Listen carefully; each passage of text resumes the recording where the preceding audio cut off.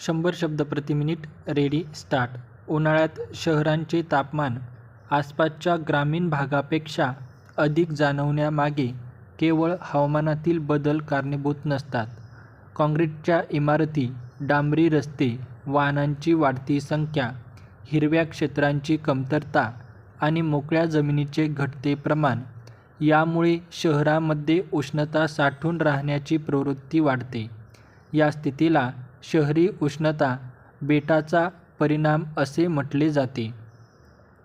दिवसभर सूर्याच्या उष्णतेचा मोठ्या प्रमाणावर साठा करणारे बांधकाम साहित्य रात्रीही उष्णता सोडत राहते. त्यामुळे शहरातील तापमान कमी होण्याची प्रक्रिया मंदावते आणि नागरिकांना रात्रीच्या वेळीही उकाडा जाणवतो. या परिस्थितीचा परिणाम विशेषतः दाट लोकवस्ती असलेल्या भागामध्ये अधिक जाणवतो. वाढते तापमान नागरिकांच्या दैनंदिन जीवनावर परिणाम करू शकते आणि विजेच्या वापरातही वाढ होऊ शकते. परिच्छेद.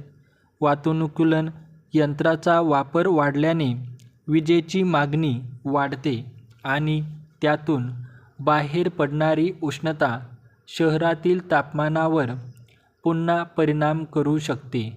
त्यामुळे उष्णतेच्या समस्येवर केवळ घरामध्ये थंडावा निर्माण करण्याचे उपाय पुरेसे ठरत नाहीत.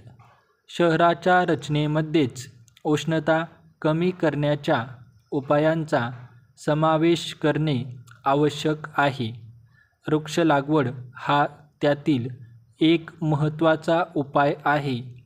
मात्र झाडांची संख्या वाढवण्याबरोबर योग्य ठिकाणी योग्य प्रजातींची लागवड करणेही महत्त्वाचे आहे.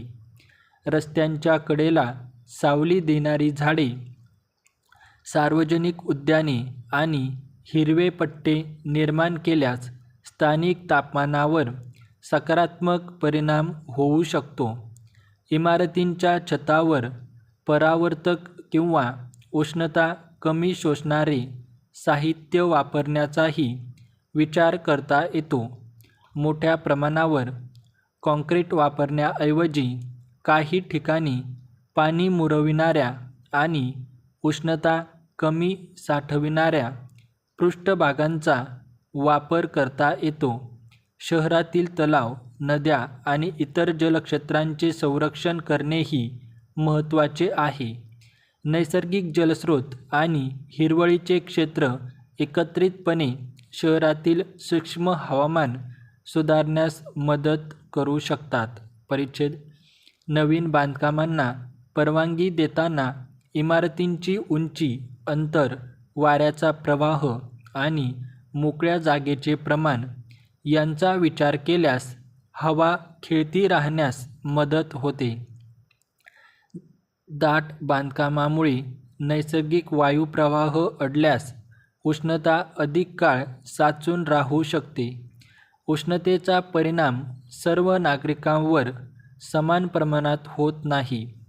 खुल्या जागेत काम करणारे कामगार, वाहतूक कर्मचारी आणि इतर मैदानी काम करणाऱ्या व्यक्तींना अधिक उष्णतेचा सामना करावा लागू शकतो. त्यामुळे शहरामध्ये सार्वजनिक पिण्याच्या पाण्याची व्यवस्था, सावलीची ठिकाणे आणि उष्णतेच्या काळात जनजागृती यांसारख्या उपाययोजनाही आवश्यक आहेत. स्टॉप.